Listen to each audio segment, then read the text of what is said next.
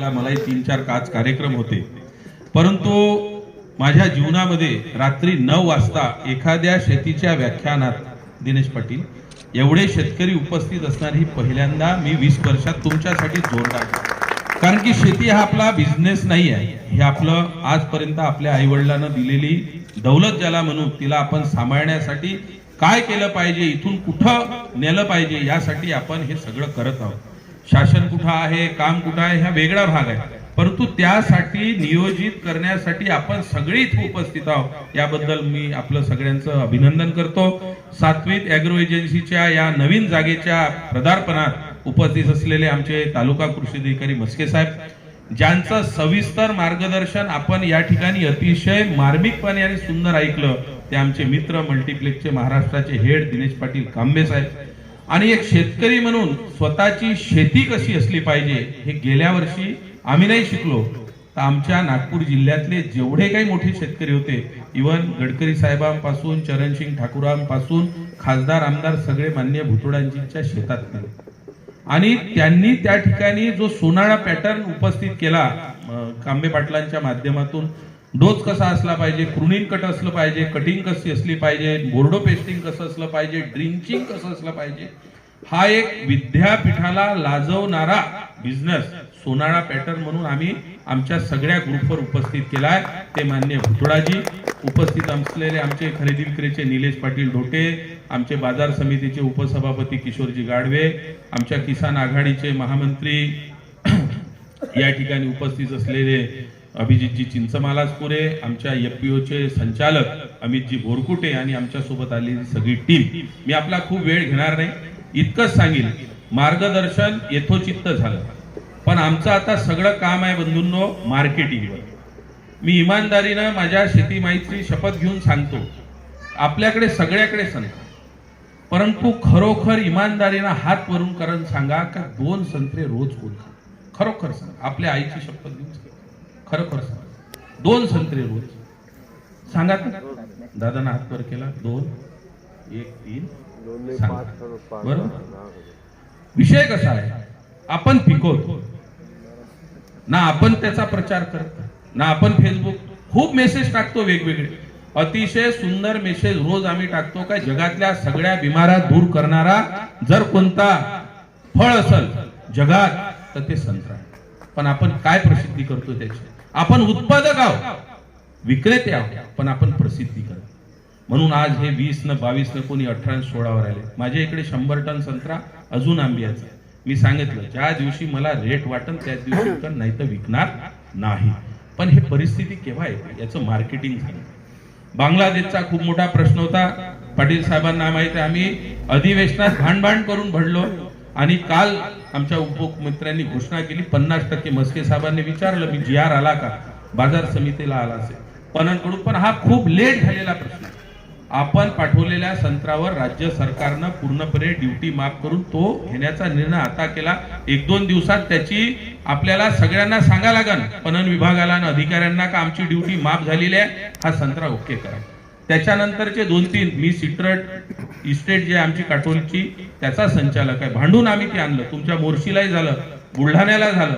आता 2-3 प्रकल्प अजून कार्यान्वित आपल्याला करायचे, जुने नवे झाले.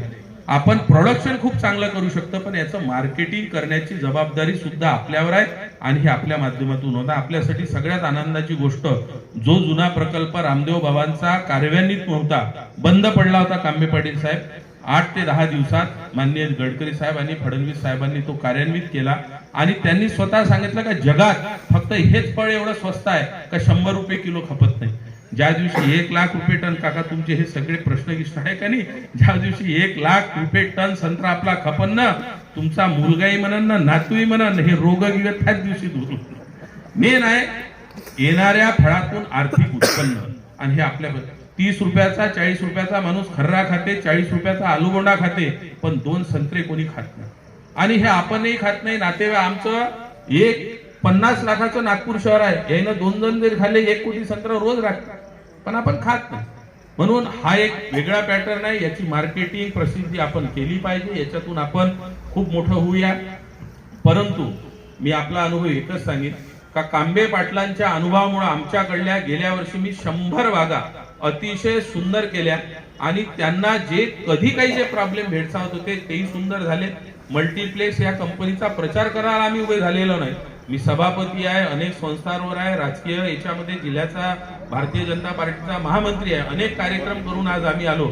परंतु आमच्या समोर पहिले शेतकरी, शेतकऱ्याच्या आर्थिक प्रगतीचं उन्नती. माझंही कृषी मित्र म्हणून कृषी सेवा केंद्र आहे. लोकांना वाटते का बा हे कृषी सेवा केंद्रवाले याले हे दे त्याले ते दे, हे टाक करता करता पूर्ण लंब करते. परंतु मी इतकंच सांगतो, त्या माणसावर आपला सात्विक विश्वास आणि त्याही व्यक्तीचा तुमच्यावर सात्विक विश्वास राहिला ना तर कोणी शेतकरी कधीच कुठं मागं पडू शकत नाही. हा एक त्याच्या मागचा भूमिका. आणि हे यासाठी सांगतो का आपण आजपर्यंत जे काही करत आलो, कारण की हे तंत्रज्ञानाचे युग आहे.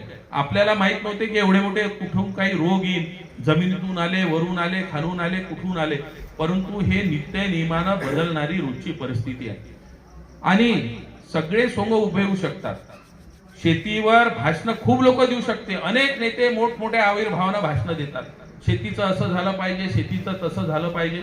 जो नेता शेतीवर भाषण देते ना त्याच्या शेतात जाऊन त्याला विचारा तू ही शेती काऊन अशी पहिले तर तू भाषण दे. कारण की सगळे जीवनातले सोंग उभे होऊ शकते, ह्या शेतीतलं सोंग उभे होऊ शकत नाही.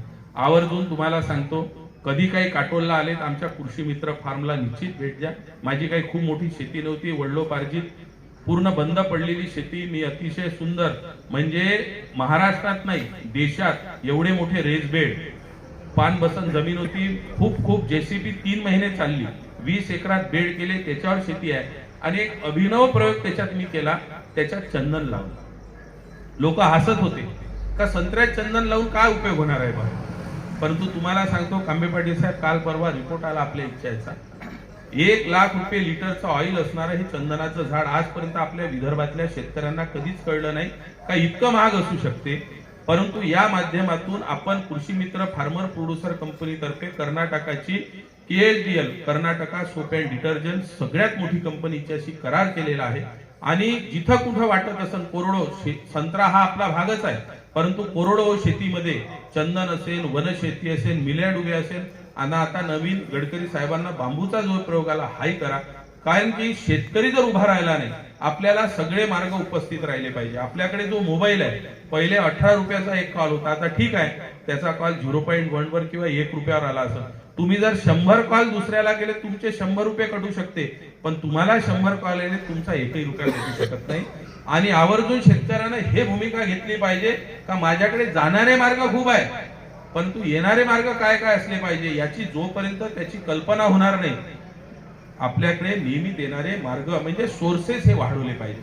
आता खूप लोक सांगतात हे जोडधंदे करा, ते जोडधंदे करा, आम्ही तेही सांगत नाही. परंतु आपला आता आजचा मेन विषय होता संत्रा आणि मोसंबीचा. आपल्याकडे मोसंबी कमी असेल, पण आपला हा बेल्ट अतिशय सुंदर, म्हणजे आम्हालाही अभिमानानं मोर्शी, वरुड हा पट्टा, शेंदुरजना घाट संत्र्यात अद्वितीय असणारा तालुका. आणि याबद्दल आपण इतके सगळे अपेक्षित शेतकरी आणि खरोखरच आता मी काही याच्यावर खूप सांगणार नाही, पण कांबे पाटलांचा अनुभव, भुतोडाजी सारखे शेतकरी, आमच्या सारख्या शेतकऱ्यांनी गेल्या 2 वर्षामध्ये जे काही बदल त्या ठिकाणी करून दाखवले या माध्यमातून खरोखर म्हणजे अन्नपूर्णा नावाचं खत मी आजही सांगतो अप्रतिम. म्हणजे जगात आपल्या देशात कमी पण भारत देशातून इम्पोर्ट एक्सपोर्ट होणारं सगळ्यात मोठं जर असेल तर आपण वापरलं पाहिजे. आता ॲग्रोविजन मध्ये गुजरातचे आदरणीय राज्यपाल देवप्रकाशजी आले होते. त्यांनी सेंद्रिय शेतीवर इतकं मोठं व्याख्यान दिलं आणि त्यांनी सांगितलं का हा जो आपला जो प्रश्न होता CN रेशो आणि कार्बन हा का कमी झाला, आपल्या कधीच लोकांनी विचार कधी केला नसेल का आमच्या जमिनीचा कार्बन रेशो कमी होऊन राहिला. हा का झाला, अतिशय रासायनिक खताच्या नसन तितकं DAP, म्हणजे DAP महाग आहे का टाक, आता 1400 रुपये झालं तरी टाक, राज्य सरकार त्याच्यावर 1500 सबसिडी देते तरी टाक. युरियाचं गोणं आपल्याला 250-265 रुपयाला वाटते, पण सरकारला 2500 रुपये भरावे लागते, पण तरी टाक. तर हे रासायनिक खताचा अति मोठा वापर करता करता करता करता आपण कुठेतरी आपल्या पूर्ण जमिनीचं पोत विस्कळीत केलं. हे माझ्यासारखा युवा शेतकरी सांगू शकतो.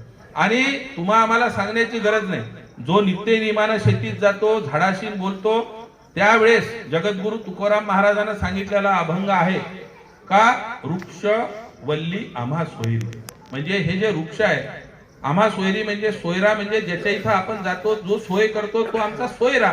तर हे सोय करणारे सोयरे आम्ही ठेवले आणि आपलाचा वादा आपल्याशी. झाडाशी तुम्ही बोलू शकता, तुम्ही झाडाशी पाहू शकता, एकरूप होऊ शकता. प्रत्येक गोष्टीचं उदाहरण त्या जगद्गुरु तुकाराम महाराजांनी 12व्या शतकात सांगितलेल्या अभंगात. पण आपण कुठेतरी विचलित होतो, हे टाक ते मार ह्या करता करता आपल्या 12 भानगडीत त्या झाडाचा, जसा आता लिओसिनचा विषय झाला, अतिशय सुंदर मार्मिक, म्हणजे पोटतिडकीने एवढ्या डायस वरून लिओसिनचा अति वापर न करणे याला जर कोणी चॅलेंज केलं असेल तर कांबे पाटलांना आम्ही म्हणतो काही हार्मोन्स आले कुठून.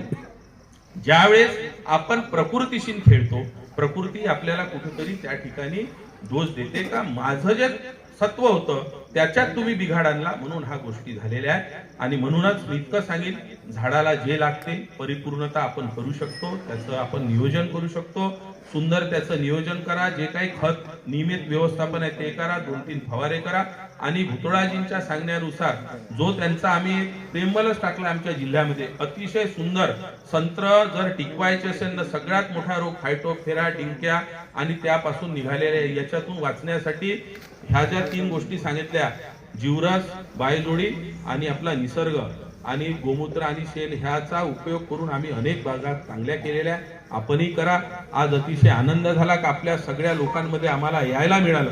आपली भूमिका मार्केटिंगची राहणार आहे. मार्केटिंगसाठी उद्यापासून तुम्हाला सांगतो, तुमच्याकडे जे कोणी बाजार समितीचे लोक असन, आमदार असन, खासदार असन, यांना फोन करा, पत्र करा. हा जो बांगलादेशचा आम्हाला जो पैसा मिळणारा, मी मगानीच विचारलं मस्के साहेबांना की आपल्याकडे GR आला का, जर पणनला आला, कारण की जोपर्यंत शेतकऱ्याला त्याचे 60,000 रुपये टनाचे ते पैसे मिळणार नाही तोपर्यंत आपण, कारण की आपला सगळ्यात मोठा पुरवठादार देश आपण जिथं माल आंब्याचा पाठवतो बांगलादेश होता. आणि याबद्दल आमची सगळी लढाई आहे. तुमच्या आमच्या सोबत आम्ही नियमित आहोत. अतिशय एका सुंदर चांगल्या कार्यक्रमामध्ये, म्हणजे 9 वाजता शेतकरी इतकं सुंदर मार्गदर्शन, आणि हे मोर्शी सारख्याच गावात होऊ शकते, आमच्याकडे नाही होऊ शकत. हे आवर्जून मी सांगू शकतो, नाही होऊ शकत. कारण की आम्ही कितीही म्हटलं, पाटील साहेबांना विचारा, लोकांना कसं आहे, काय सांगायला येऊन राहिले, आपणच तर बापदाद्यापासून सारा केला आहे, काय हे सांगणारा, म्हणजे कसं आहे. परंतु कोणाचं काय जे तत्वज्ञान आहे आपण जर ऐकलं तर प्रत्येकाच्या माध्यमातून ज्ञान वर्जित होते, वाढते. प्रत्येकापासून चांगली गोष्ट आपल्याला शिकता येते. अतिशय या म्हणजे सात्विक ॲग्रो एजन्सीच्या माध्यमातून एक अतिशय स्वस्तिका या माध्यमातून आपल्याला एक चांगला संत्र्याचा प्रसंग, उद्देश, त्याची पूर्ण माहिती, मार्केटिंग, तंत्रज्ञान आणि सुंदर शेतकऱ्यांच्या भेटीगाठी आपल्या या ठिकाणी झाल्या. याबद्दल आपले सगळ्यांचे मनपूर्वक धन्यवाद करतो. इतकंच जाता जाता सांगतो, खूप समस्या आपल्या जीवनात आल्या, खूप समस्या. शेतकऱ्याच्या जर लहानशा पोराला, माझ्याही पोराला जर उद्या म्हटलं का तू जाण बाबा शेती करतो, तोही सांगन का बाबा मी शेतात नाही जाऊ शकत. हे सगळं समस्येचं माहेर घर आहे, मी करू शकत नाही. परंतु आजही सांगतो का जगातला अन्नदाता पोशिंदा जोपर्यंत जिवंत आहे, तुम्ही आम्ही अन्नदान करून राहिलो आहे, तुम्ही आम्ही फळं पिकून राहिलो आहे, तोपर्यंत कोरोनामध्ये सगळ्यांनी पाहिलं, जगातल्या सगळ्या इंडस्ट्र्या बंद झाल्या होत्या. कुठली कारची एजन्सी नव्हती, कुठली ट्रॅक्टरची नव्हती, कुठला मोटरसायकल नव्हता, कुठला पेट्रोल पंप नव्हता. परंतु शेतकऱ्याचा भाजीपाला लागत होता, शेतकऱ्याचे गहू लागत होते, शेतकऱ्याची ज्वारी लागत होती आणि शेतकऱ्याचे फळ लागत होते. सगळे उद्योग धंदे बंद झाले तरी चालत, पण हा शेती व्यवसाय कधी जीवनात तुमचा बंद होऊ शकत नाही आणि शेतीशिवाय कर्म होत नाही. म्हणून मी सांगतो, नन्ही सी चिट्ठी जब दाना लेके चलती है, चलते हुए दीवारों पे वो 100 बार फिसलती है, फिसलते हुए उसकी रगों की ताकत बेकार नहीं जाती, और मेरे किसान की मेहनत कभी कोशिश करने वालों की हार नहीं होती. असफलता एक चुनौती है, आलेली है असफलता आहे. आपण मानू कुठेतरी सरकारच्या धोरणात असन, कुठेतरी राज्याच्या धोरणात असन, कुठेतरी आमच्या केंद्राच्या धोरणात असन, आली आम्हाला असफलता. असफलता एक चुनौती है, उसको स्वीकार करो. असफलता एक चुनौती है, उसको स्वीकार करो. क्या कमी रह गई है देखो, उसमें सुधार करो. क्या कमी रह गई है देखो, उसको सुधार करो. जिंदगी में कभी भी आपने कोशिश के बाद में क्या कमी रहेगी उसको सुधार करो. नन्ही सी चिट्ठी जब दाना लेके चलती है, चलते हुए दीवारों पे 100 बार फिसलती है, फिसलते हुए रोगों की ताकत उसकी बेकार नहीं जाती, और कोशिश करने वाले की हार नहीं होती. जय हिंद, जय भारत.